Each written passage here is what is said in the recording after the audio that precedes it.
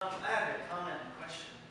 I saw you, I think, in one presidential debate. Is that two presidential debates. You probably saw one, but I was in two. I saw one, yeah. Two. Is it your opinion that the way I see it is during those debates, obviously you share a lot of similarities with Congressman Wall, and you guys share a lot of ideas. To me, it seemed like they couldn't have somebody who could reciprocate the message on stage. They had to keep somebody, say like Ron Paul, as a lone wolf kook in the corner. They couldn't have somebody else on stage, somebody very legitimate, two-term governor of a large state, successful governor. Saying the same thing. Do you think that's why you were excluded from the debates? I do. And communication 101.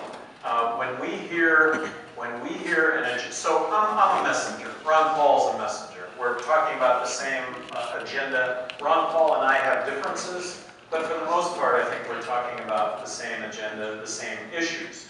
So as human beings, when we hear the same thing coming from different sources, that's when it resonates more. That when you hear, and it shouldn't be just two either, it should be many. But when it's just one, oftentimes from a communication standpoint, oh, that sounds a little kooky. As opposed to hearing it from two, oh, I get it. So the issue with me on these debates was that CNN really set the stage. But CNN said that I had to be at 2% in A, B, C poll. Specific A, specific B, specific C. I wasn't in A, B, C poll. I wasn't an option in A, B, C poll. So how could I ever get on the debate stage? And I can't make this up. But 7 months ago, CNN, which they count their own polling as one of their polling sources, as one of their ABC polls. 7 months ago, finally, they stuck me in their poll. And when they did that, I polled at 2%, which tied me at that time with Kane and put me ahead of Santorum and put me ahead of Huntsman. We thought, this is an issue that's done with. I will now be on the remaining debates. After my name appeared in that poll, CNN dropped my name from every poll they've done since then and have had no explanation as to why that's the case. So that is a conspiracy, if you will, to have just one messenger on stage talking about a freedom and liberty agenda. So, and just to follow up, you said your goal is to try and get on the debates. Goal would be to win the nomination first, but then to get on the debates in the general election. Do you really think that's a possibility now that you see the level of manipulation? You can't hide 15%. It's not possible to hide 15%. It's possible to hide 2%, but it's not possible to hide 15%. And my very last question before I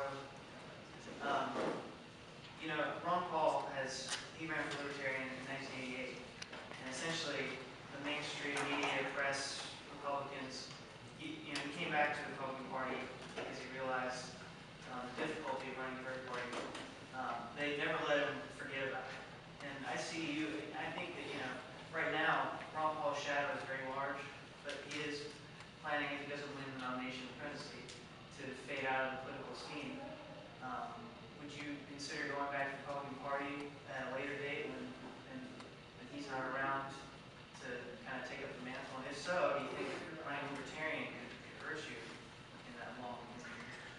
So I have made this switch. I've made this switch, period. I'm not going back to the Republican Party. And I'm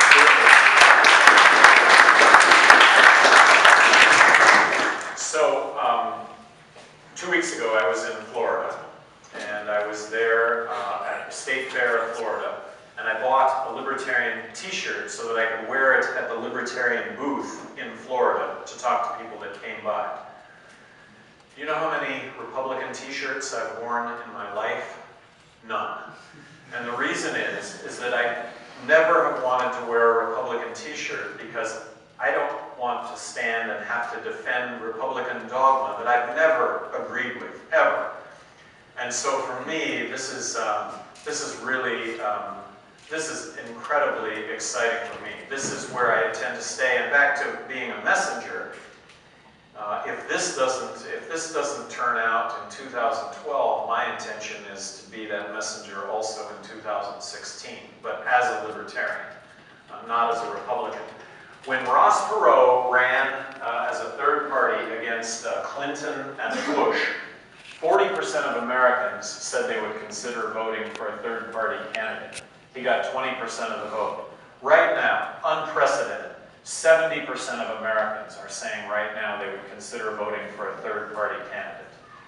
There is a real opportunity here, and like I say, the 15% really factors into making that happen. And as much as the mainstream media may ignore this, which you'd almost have to anticipate, there are going to be, I think there's going to be a groundswell that's going to make it, that isn't going to, I think there's that potential 15% that makes it impossible to ignore.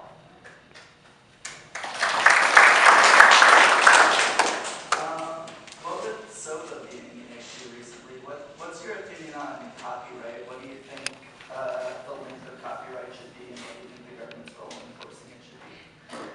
No, I mean, so one of the things I really loved about being governor of New Mexico, and this was a pledge that I made, I'm going to pledge to understand the issues, and that politics isn't going to enter into this at all.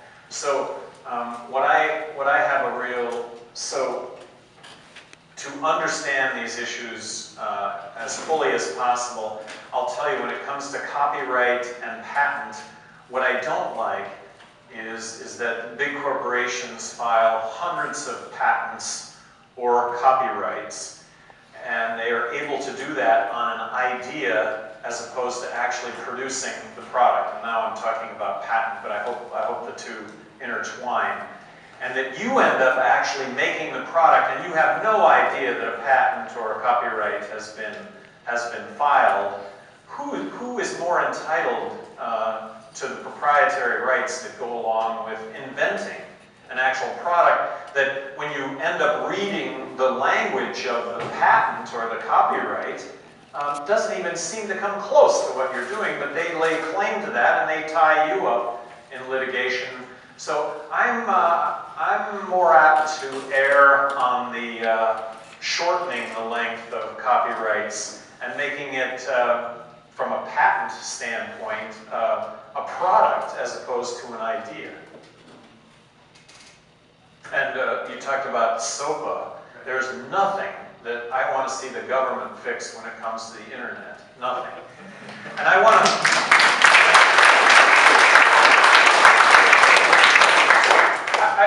I really want to stress this, is you hear politicians talk about, here's what I'm going to do, but here's what I've done, is when I talk about these 750 vetoes, I was an equal opportunity vetoer. A third of the legislature was Republican, a third of the vetoes that I rendered were of Republican bills, because Republicans grew government just like Democrats. And this is unofficial, but I think I vetoed 100 bills where the vote in the legislature was 117-0. And I vetoed it, and the veto stood up. So I have no aversion to taking a stand that's in contrast to everybody else.